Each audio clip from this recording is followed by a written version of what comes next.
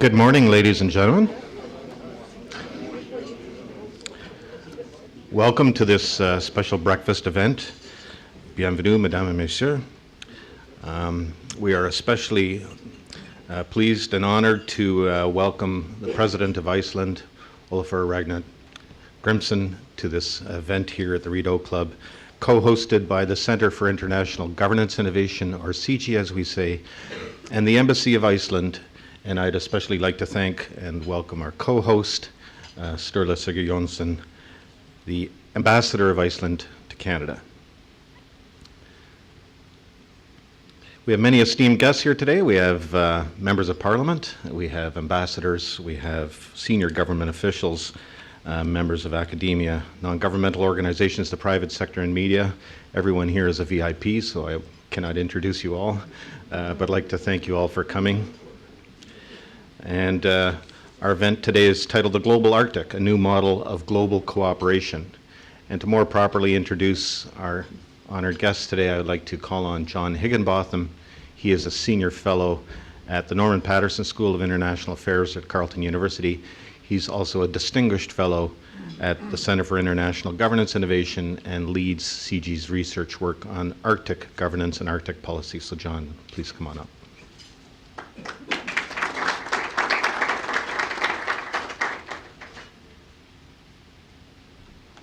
Thank you very much, Fred. It's wonderful to see such an impressive turnout of Ottawa's Arctic fraternity here. It's a great pleasure and an honor for me to introduce President Ólafur Ragnar Grímsson to you all. I first encountered our guest in Alaska about 3 years ago at a major international Arctic conference, the Arctic Imperative Summit. That conference made a great difference to me personally, because I was at that time, had just left government, and I was looking for something that would keep me busy, keep me out of the bars and things after government. And I settled, though I'd had a long experience in foreign affairs and in transport. I'd mainly specialized in China, policy planning, the United States, transport, and so forth. But I gradually came to realize, I think, the importance of looking at the Arctic as one of the key factors of change facing Canada and the Arctic nations and the world in the next 20 or 30 years. I had heard that head of state was going to honor us with his presence, and that's where, of course, where I first encountered President Grímsson. I was very struck by the power of his ideas, and he gave at that time a very interesting speech on the Arctic and on the need for cooperation in the Arctic. What impressed me most was his long-term vision of the opportunities and challenges created by the rapid melting of the Arctic Ocean, climate change, and the huge range of national and international policy issues that have to be faced by all of us in dealing with the Arctic.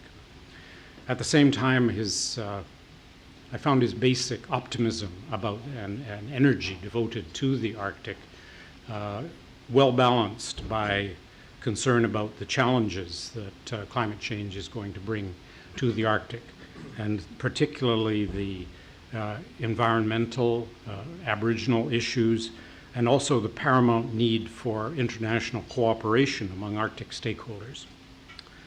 I have been working on the Arctic ever since. I've been keeping myself out of trouble organizing a number of private stakeholder meetings, largely Canadian, but with a heavy American presence on Arctic marine issues, Arctic governance issues, all different issues, trying to nudge the stakeholders to cooperate even more with each other, within government, between government and industry, between nations, and so forth. So very much along the themes that the President's speech inspired me to do. I might say that in this effort I've been received the strongest possible support from CIGI, from Carleton, and from a number of government departments that are interested in the Arctic. It will take us a while to really build up the enthusiasm and the energy in North America around these important changes in the Arctic. We're not really there yet in respect of our understanding of the urgency of anticipating and shaping Arctic development. President Grímsson himself is personally contributing to this effort. For the last couple of years, he's hosted the highly successful Arctic Circle conferences held each fall in Reykjavik. Thousands now come every year for what is the world's premier non-governmental meeting, I would say, of it has become a remarkable marketplace of ideas and networks and personalities. And as a good diplomat, he also is very conscious of Iceland's own national interests in taking full advantage of its Arctic location and advantage. I think, for example, as somebody who has been looking particularly at Arctic marine issues, of the proposals going around for creating a Arctic marine hub port in Iceland as a way of taking advantage of increasing traffic through the Northern Sea Route in Russia and other sea routes as they become opening. We're very lucky to have him with us today. He's been president of Iceland for nearly 20 years. His role is not merely symbolic. He's an elected president, which is with important powers that he's exercised on occasion internally on critical national questions. To give you an idea of the his prestige and legitimacy in Iceland, he was elected by large majorities or acclamation for each of his terms. Mr. President, I'm sure I speak for all of us here in welcoming you to Ottawa, capital of an Arctic nation slightly larger than yours, but which we as a country face many unique issues and challenges in Arctic social and economic development. I believe we can learn much from Iceland's coherence, focus, and energy in pursuing its Arctic advantage. I hope you can speak frankly to us about the challenges we alone and together must address in coming years. Your timing is coming could not have been better. There's a growing awareness in Canada of new Arctic challenges, stimulated in part by our recent successful chair of the Arctic Council. The quality of the audience has come out to meet you and to listen to you this morning is a tribute to your remarkable experience and vision. We're delighted you're here, and I hope it's also a signal of Canada's awakening to the enormous forces of change coming in the Arctic. Mr. President, the floor is yours.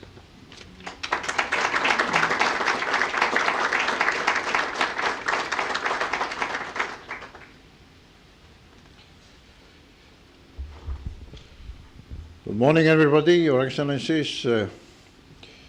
First of all, thank you very much for this kind introduction and for inviting me to share with you here this morning my thoughts on the Arctic, especially as a territory of innovation in international governance. I have for a long time believed that the Arctic is intellectually perhaps the most fascinating laboratory of governance innovation in the 21st century. I know it might sound as a startling comment to many who are interested in other international issues, but if you are ready, I'm prepared to argue that case for long hours in order to justify my conclusion. But let me also say I'm very pleased to be back in Ottawa.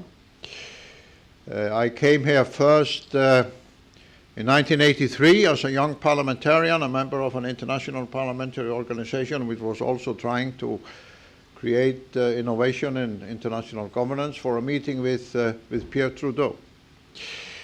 That was my first introduction to Canadian politics. Maybe I started at the highest level, but it was indeed a memorable encounter, especially for a young member of parliament from Iceland, to witness the intellectual force of his argument, the dynamic way he engaged in our discussion.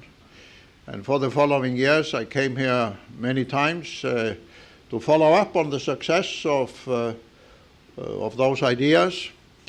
But as I remarked, perhaps in a light-hearted way, but since you are dedicated to governance innovation, I decided to mention it here this morning, that although I've been president, as was mentioned now, soon for almost 20 years, this is my first time in Ottawa as president.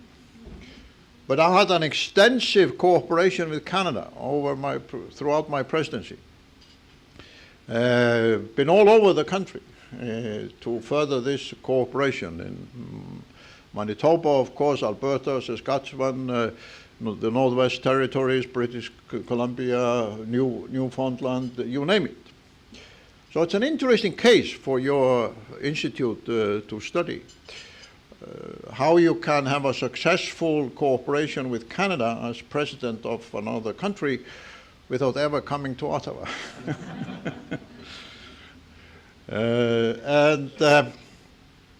And it has been a very enjoyable journey for me, but also very important for Iceland. But as I said, I'm very happy to speak here this morning in a forum led by a body dedicated to innovation in international governance, because I believe very strongly from my own personal experience, not just as president, but also before, that the field of innovation in international governance and cooperation has perhaps been neglected by the intellectual community, by the political community, and definitely by the diplomatic community, with all due respect to the ambassadors here this morning. As all of you know, the emphasis is on traditions, protocol, if you can quote other cases before. But if you are in the field of innovation in international relations, that's a risky business. That is the traditional view. Better stick to what you know and what you've done before. But the success of the Arctic in the 21st century will depend entirely on how daring as well as sophisticated we are in our innovative approach to the Arctic, and how far we realize that already in the second decade of the 21st century, the Arctic has become a multidimensional innovation place for the entire world. And that is a view which is not commonly presented when people talk about the Arctic. So let me here this morning, before I'm willing to take any questions from you, put that into perspective and mention at least 4 dimensions of innovations with respect to the Arctic. But before, let me emphasize a few things. The first is this. The Arctic was, as we all know, for centuries, even millennia, completely unknown to the so-called enlightened world of Europe and the Western world. Of course, the Inuits, the indigenous people, had been there, made it their home, knew their natural forces well. But it wasn't really until in the early years of the 20th century that we gradually, in the learned capitals of Europe and North America, started to pay attention. And that's why the great explorers became world famous, because they traveled into territories that were unknown. William Stephenson, of Icelandic origin, the famous Canadian explorer, of course, reached world fame as an example of that force. And then the Cold War, for almost 50 years, closed the Arctic because of the military confrontation, because of the mutual threats between the Soviet Union on one hand and the US-led NATO countries on the others.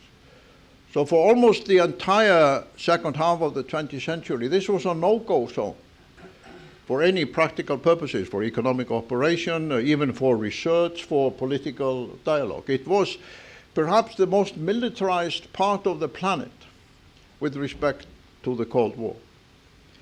And then all of a sudden, when that ended in the 1990s, the Arctic states gradually came together based on previous scientific cooperation and decided to establish the Arctic Council in a very hesitant way, careful way, with a very limited agenda.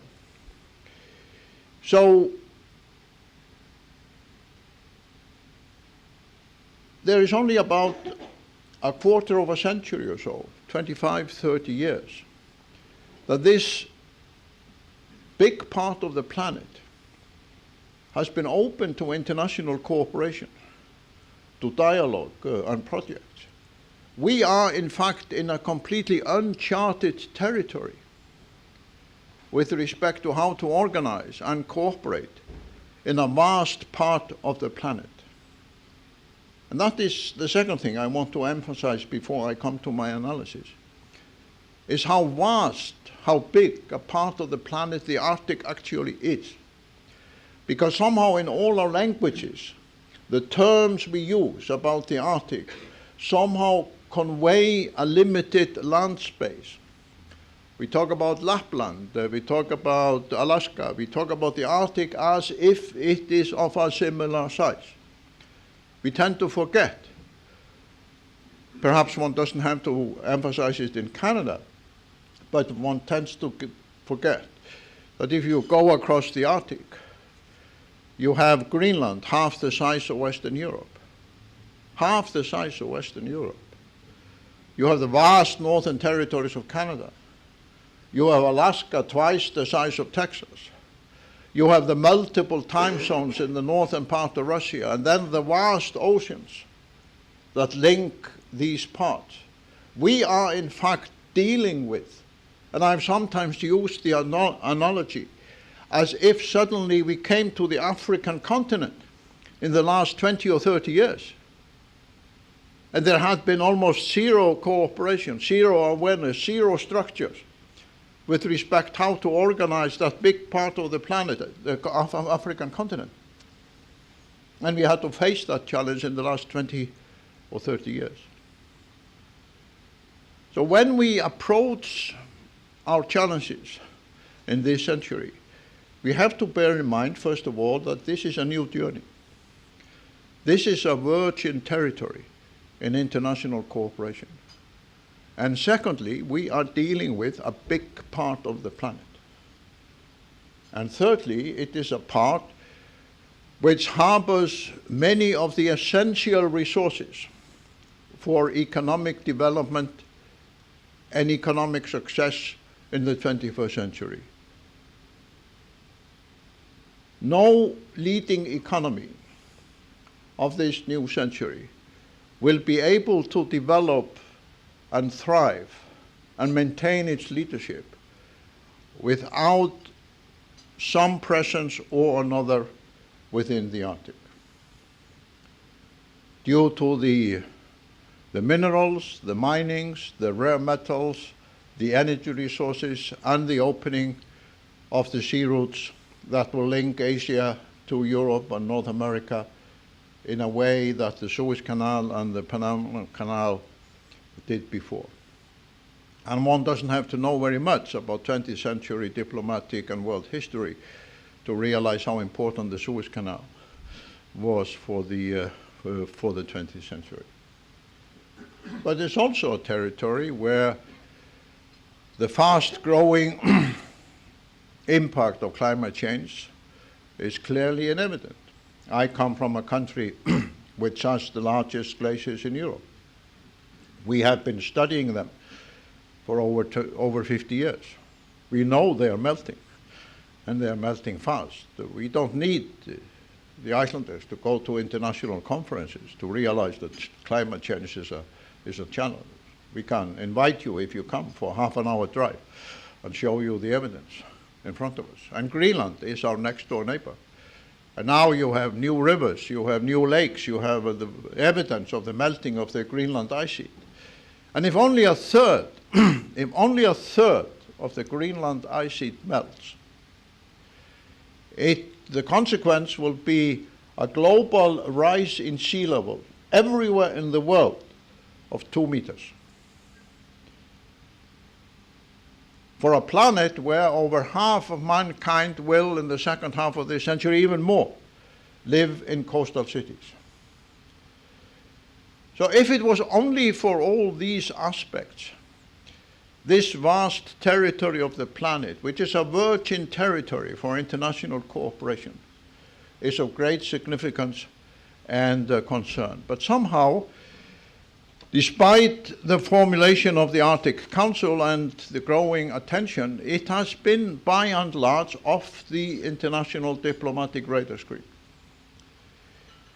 And to some extent, that has been good news, because it has allowed us in the Arctic to develop these structures of cooperation, free of the tension and the conflict and the concerns and the turbulence that characterizes other parts of the world. So where are we now in the second decade of the 21st century with respect to the structures of Arctic cooperation?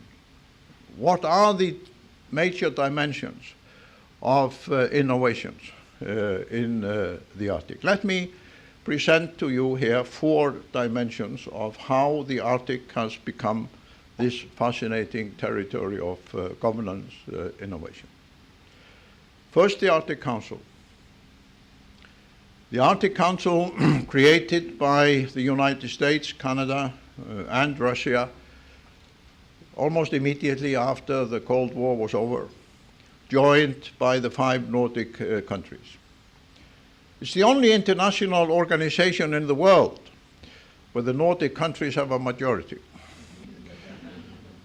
and where we guide the United States and Russia towards a successful cooperation. And I think we've made a pretty good job of it if you look at the results. But as I sometimes remind my good friends, President Clinton and especially Al Gore, it's worth remembering that even if it was the enlightened Clinton-Gore administration with respect to the climate and all those issues, the mandate of the Arctic Council in the beginning was a long list of what you could not do. So there was no secretariat, they were only meeting every second year, there was no discussions on sensitive issues, and so on and so forth. But it has somehow developed from this very limited mandate to become a successful agreement-making, treaty-creating organization, with the Search and Rescue Agreement, the Oil Spills Agreement, with the framework of scientific cooperation, and even in the last year or two, with the enormous difficulties associated with conflicts in other parts of the world, including Ukraine, the Arctic Council cooperation, if you look at it from a broader perspective, has been kept away from those difficult conflicts. So when the US takes on the chairmanship of the Arctic Council from Canada, as it did a few weeks ago, it can proceed fully, effectively, constructively, in cooperation with Russia and the rest of the world, as if the conflicts in other parts are not important. I'm not saying they are not important, but it's important to remember that we now have a track record of how the Arctic Council can move forward successfully despite conflicts and tensions in other parts of the world, which means that despite the limited mandate, the innovative structures of the Arctic Council are such that its strength, perhaps partly because it's off the radar screen, is such that monumental tensions and conflicts in other parts of the world do not freeze the situation, as was the case in the Cold War, that such phenomena would not have survived in the Cold War period. The second element is that the Arctic Council in its structure is more open and more democratic than any other similar international organization, because of the way it invites the indigenous organizations and other non-governmental organizations to be a part of the process. I don't know of any effective governmental organization of this kind which so openly recognizes the right of the indigenous people and their organizations as a part of the policy-making structure. And this was brought home to me in a dramatic way some years ago when I was in Bangladesh, out on a boat, looking at the effect of rising sea levels on Bangladesh. And the Minister of the Environment of that country, who also happened to be a king of a tribe of about 400,000 people, that's more than we have in Iceland, started to give me an extensive analysis of the Arctic Council and how he was fascinated by the right and the position it had given to the indigenous people. And his vision and his hope was that in his country, Bangladesh, and in other parts of Asia and Africa, the smaller indigenous parts of those populations would have a similar position with respect to their governments or cooperation with other countries as has been developed within the Arctic Council. I found it fascinating that in Asia, and I have now seen this and heard in other parts of the world, this model of open democratic invitation and willing to hear and listen to the voice of the indigenous people without them having a formal diplomatic position is already being looked at as a successful model for people on other continents and other parts of the world, where the boundaries of countries are in many cases artificial, where the crossing of state structures across old traditional lines of communities and tribes and groups are such that there is a need for that kind of dialogue. The third dimension is how the Arctic Council has evolved, especially recently, in inviting leading countries in Europe and Asia to the Arctic table. The decision taken in Kiruna to have all the leading economies, and I say all the leading economies of Europe and Asia, at the Arctic table in one way or another is an historic decision. And I think we are just beginning to realize the consequences of that decision, and by the term consequences, I mean it in a positive way. Of course, we still have to figure out what will be their exact role. What kind of a platform will they be given? I have listened to my good friend, Monsieur Rocard, the distinguished former Prime Minister of France, who was appointed by Sarkozy as the special emissary of the President of France to the Arctic. Interesting that Sarkozy, some years ago, found it necessary to reach out to a distinguished former Prime Minister of France, perhaps the grand old man of French politics, and make him his emissary on the Arctic. It would be kind of similar to Obama asking Bill Clinton of Bush Sr. to be his representatives on the Arctic in terms of Rocard's status in French politics. And he complained in Paris to me and others about a year ago, having attended a number of meetings of the Arctic Councils, but not being allowed to speak. And he said in this unforgettable way, France is not accustomed not to be allowed to speak. But despite the early days, we now have a situation where more than half of the G20 countries have been accepted in one way or another formally, by Canada, by the United States, by my own country, by Russia, and the other Nordic countries at the Arctic table. Japan, China, India, France, Germany, United Kingdom, Singapore, Korea. Korea is perhaps the most interesting of all of this, a kind of a wake-up call if we doubt that the world is already paying attention. Because when she was elected president of Korea a few years ago, the Arctic was among 20 priority issues for the new president of Korea. And she, when taking office, mandated her administration to work out what was formally signed about a year ago, termed in English, the Korean Master Plan for the Arctic. If there was another Asian country in that title, it would probably have made front-page news in some countries. But why does the new president of Korea find it necessary to have a master plan in her administration for the Arctic? Singapore appointed an Arctic ambassador about 5 years ago, has mandated all their bilateral ambassadors to Canada, United States, the Nordic countries, and Russia to have Arctic as the major concerns.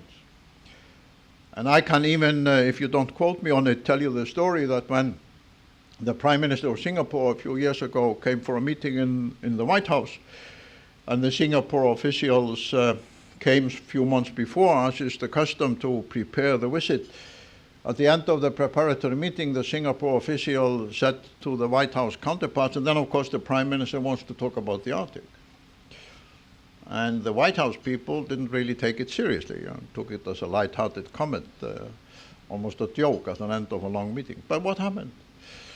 The first item that the Prime Minister of Singapore put on the table when he met President Obama was to ask for the support of the United States in the Singapore engagement in the Arctic. And why is Singapore so interested in the Arctic? For two obvious reasons. If the ice in our part of the world, especially the Greenland ice sheets, continues to melt, Singapore, as they know it, as we know it, will no longer be there. But secondly, their economy was created because they were a hub.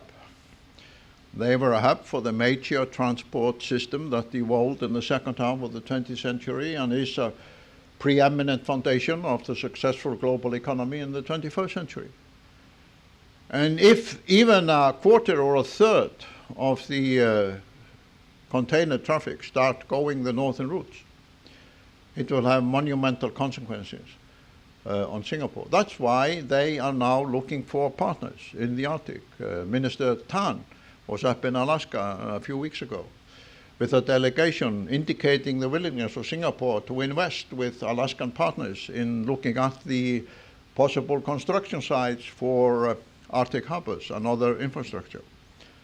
Similarly, the port authorities in Bremen, the second largest harbor in Germany, the 16th largest harbor in the world, came to us in Iceland 2 years ago and made an agreement with many of our engineering companies and also the ministries to study extensively an area, northeastern part of Iceland, where Bremen Port believes might be an excellent location for a potential Arctic harbor in the decades to come. And like the Singaporean ambassador said to us a few years ago, with all due respect to you in the Nordic countries, you have no experience in running an Arctic harbor. An Arctic harbor that is a global harbor. You have export-import harbors for your own countries, but there are not very many in the world that have developed a global harbor on the scale that the Arctic might see in the second half or the middle of the 21st century. COSCO, the largest shipping company in the world, sent the first container ship from Singapore, from Shanghai to Rotterdam 2 years ago, and studied thoroughly that journey. Not only that, how much they saved in terms of energy, that it took 10 days shorter than going through the old routes, but also the effect on the crew in terms of the psychological impact, the health impact, and all that. It was impressive to see how thoroughly COSCO was preparing itself, like Korea is now in their shipping yards, building new type of ships that do not need icebreakers to go ahead of them in order to go through these new sea routes. So it is not only that we have accepted more than half of the G20 countries in one way or another at the Arctic table. Their governments, their leading companies, have already arrived in our backyard. But above all, their scientific institutions are major contributors to the studying of the Arctic environment, to the melting of the ice, of the natural resources. And this scientific component is another fascinating dimension of the innovative aspect of Arctic governance. Because despite everything, up to now, it has been led by science. Every government in the Arctic, not only the Arctic states in the Arctic Council, but also these new arrivals, acknowledge that science has to be the leading guide for two reasons. One is the ignorance of our knowledge, how little we know about this vast territory, this uncharted region of the world. And secondly, the risks are so high. It was impressive to listen to President Putin a few years ago in an Arctic conference up in Yamal, where he explained that despite the power of Russia, despite the power of the United States, it was important to make international scientific cooperation the fundamental premise of Arctic cooperation, because no country was equipped either in manpower or infrastructure or machinery to do the necessary science on its own in the Arctic. So if we were going to make a success of the Arctic future, the message from President Putin was the need for constructive, broad international scientific cooperation.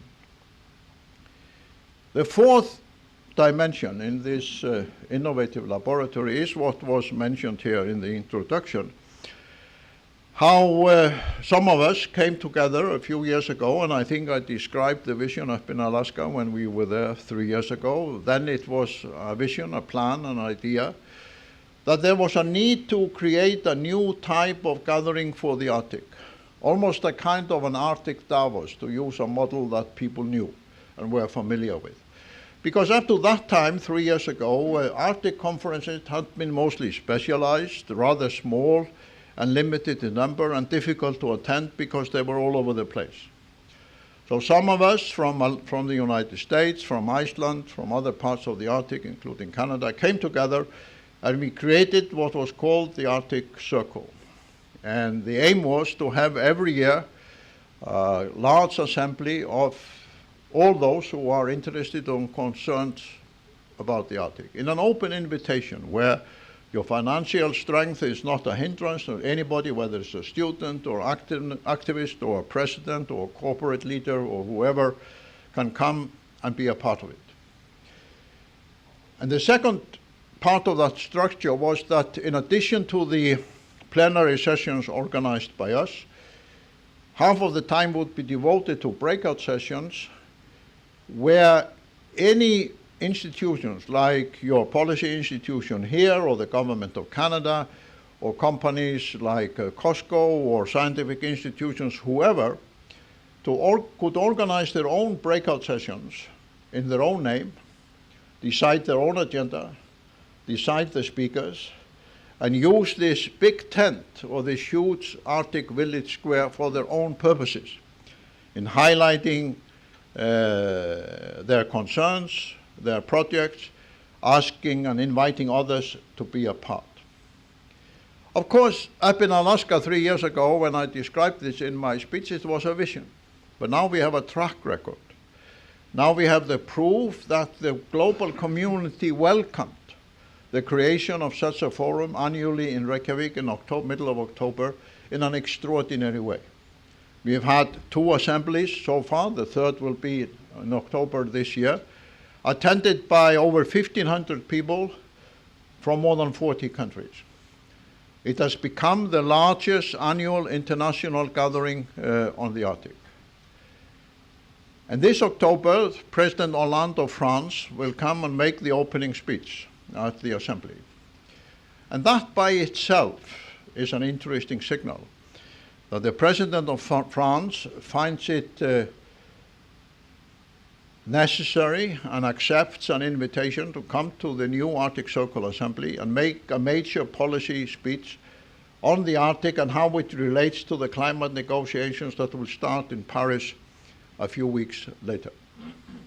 Similarly, President Xi of China has accepted the invitation and mandated his government to organize the so-called country session of the Arctic Circle Assembly in October, where China will present, mandated by the President, its policy, its vision, its concerns, its plans, its scientific contribution to the Arctic. Similarly, Chancellor Merkel of Germany has decided also and mandated her government to organize a similar country-based session where the leading economy of Europe will present the contribution of German science, German business community, the German political community to the future of the Arctic. Similarly, there will be formal delegations from Japan, Korea, Singapore, United Kingdom, as well as all the Arctic states. It has become, and I have to tell you truly, although I had high hopes that my analysis was correct, it has become extraordinary to witness how eagerly the international community has welcomed this new platform and how they almost flock into this dialogue now every year. And in addition, we have this year, and will continue in the coming years, organized so-called Arctic Circle forums in other countries, more specialized and smaller in scale. The first one will be in Alaska in August, on the 25th and the 26th of August this year, dedicated primarily to ports and sea routes, bringing together those who want to discuss extensively how and where we plan for those ports and key harbor hubs that will be necessary in the Arctic. And in November, about less than a month after the assembly in Iceland, we will have a similar forum in Singapore, co-hosted by the authorities and the government in Singapore, like the governor of Alaska co-hosts the forum up in Alaska, looking especially at the role of the Asian countries with respect to the oceans, the sea route, and other parts.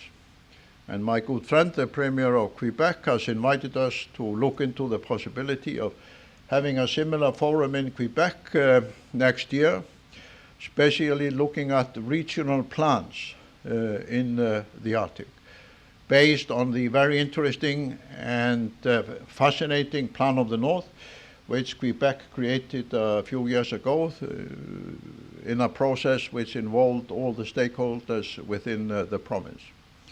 And that is particularly significant because very few people have realized that if we look at Greenland as a kind of a federal part of the Kingdom of Denmark, which it is when you look at the governmental structure, even if Denmark is not a federal state, and then you look at Alaska, Canada, and Russia, more than 90% of the landmass in the Arctic is under federal structures. And that is a part of the Arctic vision and the Arctic future that has not yet been incorporated successfully into the overall vision, because we are still so geared to the nation-state leadership and the role of the capitals in all of this.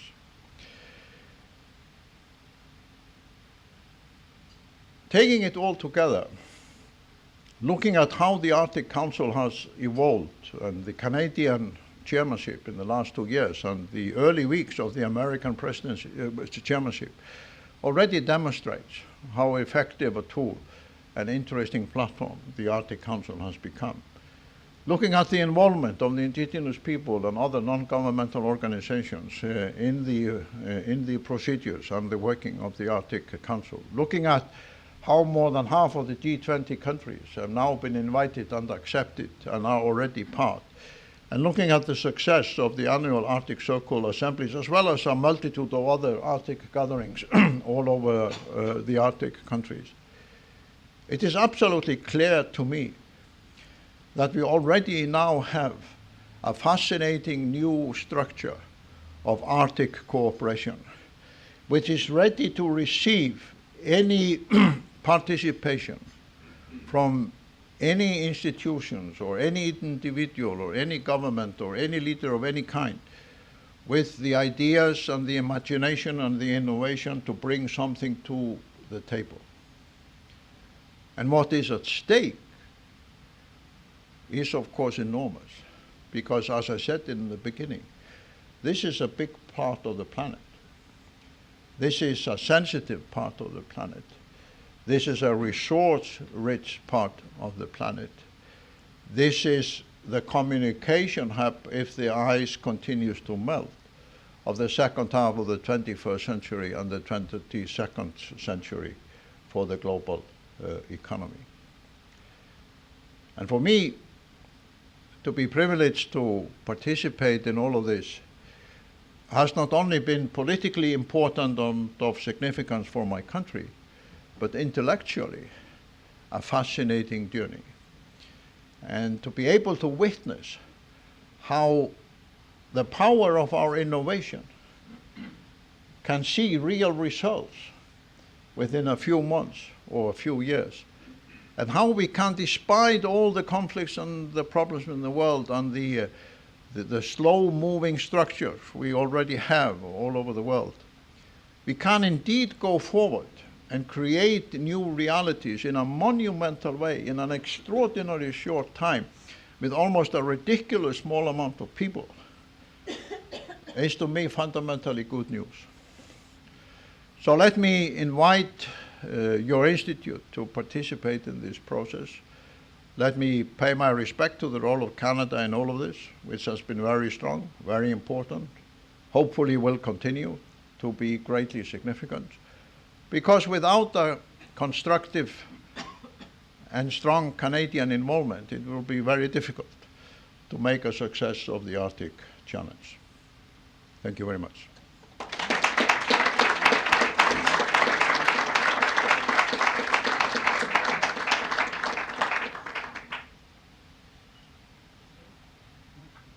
Thank you for an excellent speech. You did not disappoint.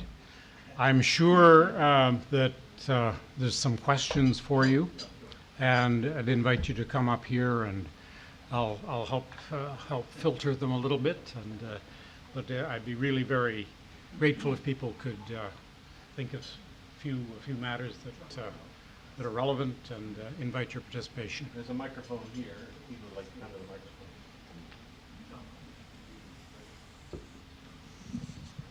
Yeah, please. My name is Paul Dewar. I'm the Member of Parliament for Ottawa Centre. So I was struck by the fact that you had been traveling, I'm sure, to Gimli, Manitoba, and other ports of call, but hadn't been able to be here. So I'm so glad you are here, and welcome to Ottawa. I'm also the Foreign Affairs critic for the Official Opposition and Vice Chair of the Foreign Affairs Committee. That was a superb speech. You covered a vast, well, almost as vast as the terrain itself. And there was a couple of things that I was taken by, and I've certainly understood the need to engage outside of the Arctic, and particularly your comments on Asia are prescient.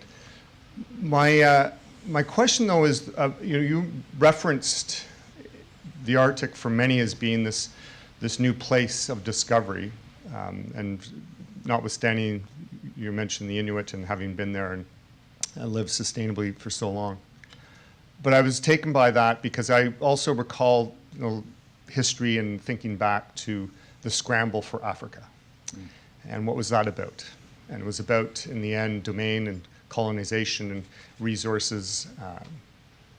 I've been to the Congo. I know the scarred history there. And I know we have much more modern institutions. We have this great laboratory, as you put it, and particularly with the Arctic Council. But I'm extremely concerned that as the Arctic becomes discovered, the tension that we have, and you mentioned it in your speech so well, is on the one hand, climate change and the effects. On the other hand, resource extraction. My question is, within the Arctic Council itself, and I'm delighted to hear the attention, particularly around the climate change talks coming up in Paris, will be paid appropriately to the Arctic, as you mentioned.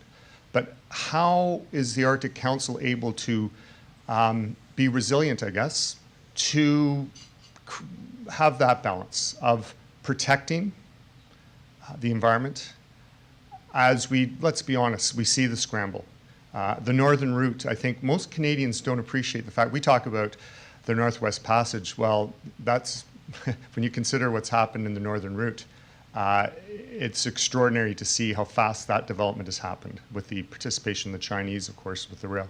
So my question is, are you concerned about the Arctic Council being able to be resilient to, at times, push back, frankly, from this scramble, and that we can actually have sustainable development? And is there a need for additional institutional development within the Arctic Council? Thank you. Well, let me take that first, and then we go to the next question, if that's okay with you. I know when we launched the Arctic Circle and were planning the first assembly in Iceland, it was a time when Canada was taking over the chairmanship of the Arctic Council, and there was some concern here in Canada that we were creating a competitive forum with the Arctic Council, which was definitely not the case. I mean, many of us, who, if not all of us, who founded the Arctic Circle Assembly were not only great supporters, but great advocates of the Arctic Council. But like the World Economic Forum, to use another model, has been very helpful in the post-Cold War period, in the globalized economy period, to bring together many different stakeholders for dialogue and discussions and contacts and so on. The Arctic Council needed a broader playing field where the pressures of formal diplomatic decision-making were not on, especially with respect to the observer states. And I think, in fact, the Arctic Circle assemblies served the Arctic Council very well, because we made this innovation to invite countries to have what we call country session in the plenary assembly. And some of them have already done that, like the United Kingdom, like France, like Korea, and like Japan. And now China and Germany will do it in October, the two leading economies of Asia and Europe. And thereby, if to use a simple analogy, they let off steam. I mean, they are invited to come, they can present their case, their interests, their policies, and take questions. That's important. So when we did this for the first time, and I invited Singapore and Korea to come, to put it bluntly, I wanted to know, what the hell are you up to? I mean, what's your agenda? Why are you there? Why do you want to be in our part of the world? So the Arctic Circle Assembly invites us to test them openly in a democratic forum, their policies, their intentions, their contributions, their science, and so on, which you can't really do in the Arctic Council, because you still have to work out what role will they have at the table, and that could be complicated. Because one of the reasons why the Arctic Council has been successful, in my opinion, is that it is small. It is limited in a clear way to the 8 Arctic states, and geography defines its mandate. And different from Africa, the Arctic already has defined state structures, and it has the law of the sea. Although the United States has not signed it, it's observing it for all practical purposes. So we already have the legislative framework, different from Africa, where the rules of the game are defined. On the one hand, from the point of view of the nation states, the 8 Arctic states, and on the other, from the law of the sea. But it is an open ocean, and the international law is that container ships can move around our part of the world. there's also a big part of the Arctic Oceans beyond 200 miles which is open to fishing, international fishing. And so the international law allows any country from anywhere in the world to come into this territory. And then you have Greenland, big parts of Canada, big parts of Russia, where relatively poor, relatively undeveloped regions have inhabitants who are saying to themselves, why shouldn't we be able to have economic progress? Why shouldn't Greenland be allowed to prosper? Why should it have to depend on a subsidy from Copenhagen in order to exercise their democratic rights of self-government? And let's admit it that the indigenous people living in Alaska, Canada, Russia, Greenland, they had been there for even thousands, hundreds of years, long before the Republic of Iceland, or the state of Canada, or the Russian Federation, or the United States were created. We are imposing relatively new state structures on people who have been there for a long time. And one of the things I will not forget from this meeting up in Alaska, you very kindly said you would not forget my speech, but one of the things I will not ever forget was a speech made by Edward Itta. Edward Itta is an old whaling captain from a small town in Alaska, where English is not the language of the town. They have to learn English as their second language. And he made a moving speech at that Arctic Imperative Conference up in Alaska 3 years ago, where he said, all throughout my life, he is now in his 70s, I have been negotiating with the oil companies, I've been negotiating with the state of Alaska, I've been negotiating with Washington, and I've been doing this throughout my life on behalf of my people. But increasingly, I've come to wonder whether maybe Sitting Bull was right. Those of us who remember the Indian stories from our youth know that Sitting Bull was the Indian chief who refused to make any agreement with the new arrivals. And it was an extraordinary evidence to hear 3 years ago Edward Itta, after being perhaps the most engaged negotiator on part of the native Alaskans with every governmental and business structure in Alaska for the last 40 years, saying in his older years maybe Sitting Bull was right after all. So we have to be humble, those of us who come from the governmental structures or from the international community. And we have to be respectful. And that's why the people in Bangladesh and others, despite the drawbacks of the involvement of the indigenous leaders in the Arctic decision making. So to sum it all up, I am much more optimistic that we can move this forward, because different from Africa, we now have this open democratic platform where we can have these discussions and debates, and we give everybody a hearing. And what I like about the Arctic Circle Assembly, and what I think is perhaps its most important contribution, and I will say this very openly, is that the leading countries in Asia and Europe, the leading countries outside the Arctic, who want to be involved in the Arctic, in addition to the Arctic states, of course, have accepted this as an annual international gathering where they are willing to come and be examined and be questioned and be tested. And that's not given. And that's not given. That was not the case in Africa. There was no forum where you could test the British, the Germans, and the Dutch, and the other, or the French. But now we have it in the Arctic. And that is a very important democratic, almost human rights component of how we move forward. Another question? Thank you. Yes. Thank you very much, Gentlemen. German Ambassador to Canada. Sorry. Yes, I'm Benevolent, the German ambassador to Canada. Dear Mr. President, thank you very much for this most interesting remarks and enlightenment. Well, I can confirm that in the more than 2.5 years I work now in Ottawa, the Arctic has become more and more important, not only because of the chairmanship of Canada in the Arctic Council in the recent 2 years, but in general and in a real sense.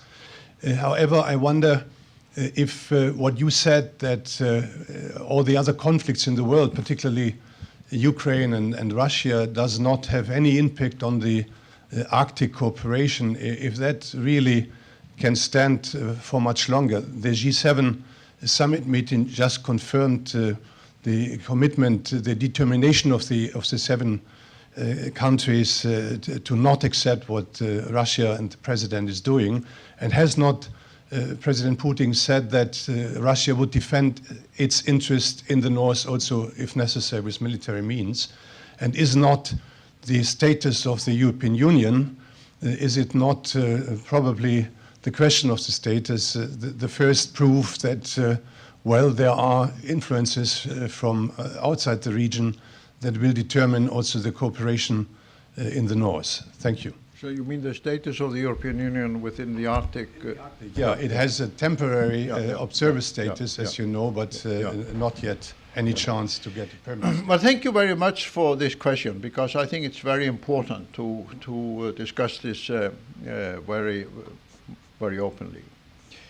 At the Arctic Circle Assembly last October, Admiral Papp, representing Secretary Kerry, and Arturo Siliganov, special representative of President Putin on the Arctic, famous Russian discoverer in this field. They came together in an informal dialogue on the sidelines of the Arctic Circle Assembly, which is an additional advantage of the Arctic Circle Assembly, to bring all these people together. And in that dialogue constituted what has been the practice so far, that both Russia and the United States will try to keep the Arctic cooperation, the Arctic dialogue, moving forward with as little disturbance from conflicts and concerns and problems in other parts of the world. And everything I have seen from the new American chairmanship of the Arctic Council and how Russia is accepting the American leadership in the Arctic Council is a proof of that determination. Whether it will be successful or not remains to be seen. Of course, it's possible, but conflicts in other parts of the world will become so difficult, so overwhelming, so fundamental to all the international community, and that it will start having impact in other territories. But let's face it, whatever we do about the Arctic in Iceland, whatever the US does about the Arctic, without a successful Russian engagement in the Arctic, we will fail. Whether we like it or not. I mean, they are the biggest Arctic player. Just look at the map on the table. Simple geopolitics. And I have to tell you, it mightn't be popular to say it, given the present climate with respect to Putin and Russia. So far, they have been pretty constructive in the Arctic. If you look at the track record of Russia in the last few years on the Arctic, they have resolved the long-standing dispute with Norway, which had been a difficulty for decades.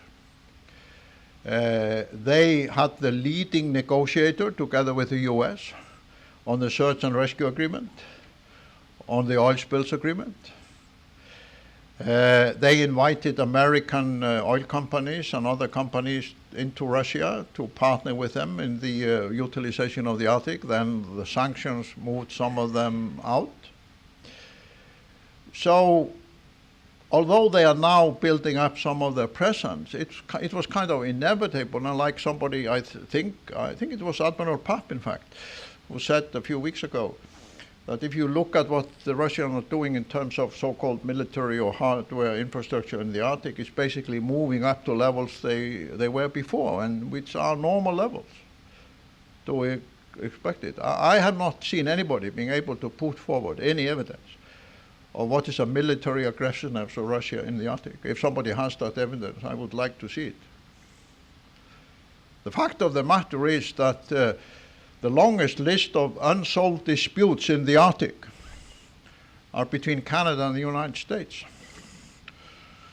And if we solve the disputes between Canada and the United States, we would almost have a dispute-free boundary in the Arctic.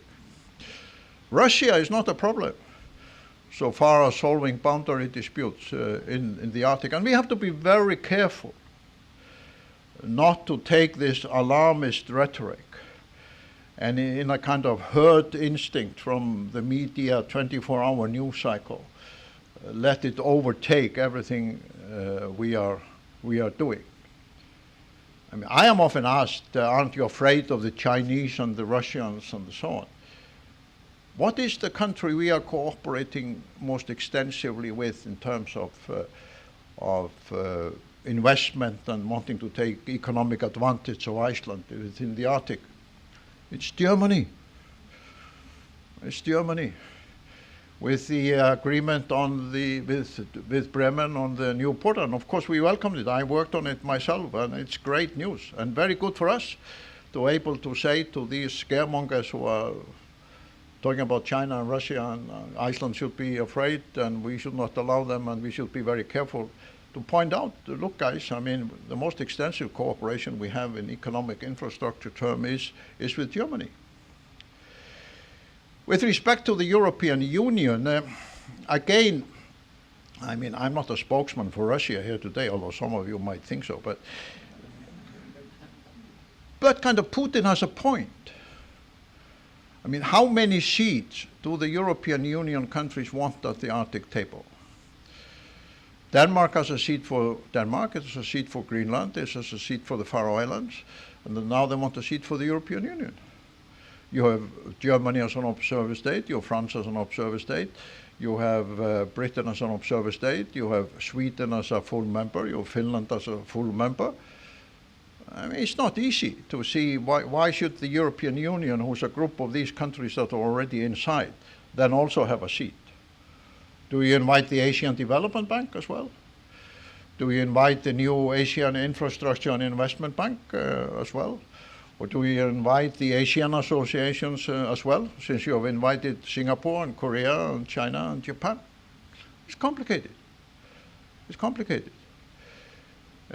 So when we start moving organizations of this kind that happen to be outside the Arctic and inside, like the European Union, we have to be clear what we say to other parts of the world as well. And also, let me say this again, I think part of the success of the Arctic Council is that we have had these 8 nation states there at the table. And they're very different, United States, Canada, Russia, and then the 5 Nordic countries. And part of the success is that we have been able to evolve these structures without the complications of other large international diplomatic sort of gatherings. So if the European Union was invited to the table, we have to be very careful about what kind of role is the European Union then going to play. And I think we can now take a few years where we answer the question with respect to the observer states we have already accepted, which we have not yet answered. That's one of the tasks ahead for us, to give concrete answers to my friend, Monsieur Rocard. When will France be allowed to speak at the Arctic table? I know this is an analysis some of my friends in the European Union find very difficult in understanding, because somehow the spirit of the European cooperation is we should be everywhere. We should be everywhere. But there are arguments that have been put forward that have had an impact on the decision so far. And maybe Russia has a hidden agenda to be aggressive in the Arctic. But I think the decision by Washington so far has been to try to test Russia in a positive way with respect to Arctic engagement and help the US chairmanship to reach success in its policy. And until we see something else, I think it is a wiser policy to move forward on that basis.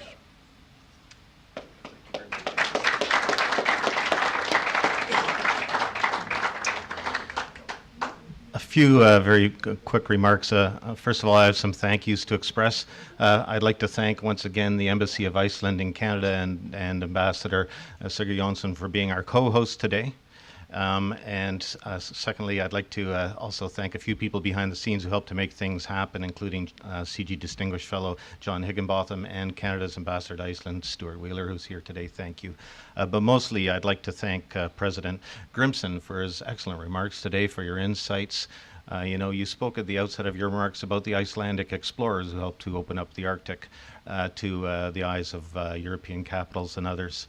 And I think today Arctic exploration is still occurring, but not only of the vast territory that you've described and the wealth and the resources that are there and the opportunities, but also exploration of new models of cooperation. You've described the openness of the Arctic Circle as a complement to the Arctic Council and the way that can be a testing ground for new ideas. You've spoken often of innovation in policy. That is music to the ears of an organization like CIGI, which is all about policy innovation. After hearing your remarks today, I'm especially proud to notice that Iceland is actually a part of our corporate logo. You appear in our logo, and now I'm more proud of that than ever, having heard your bold and frank remarks about the need for innovation in policy and how the Arctic can be a testing ground for that. So for all of your generous time with us today, for your visit to Canada and for being with us and sharing your thoughts, we thank you once again.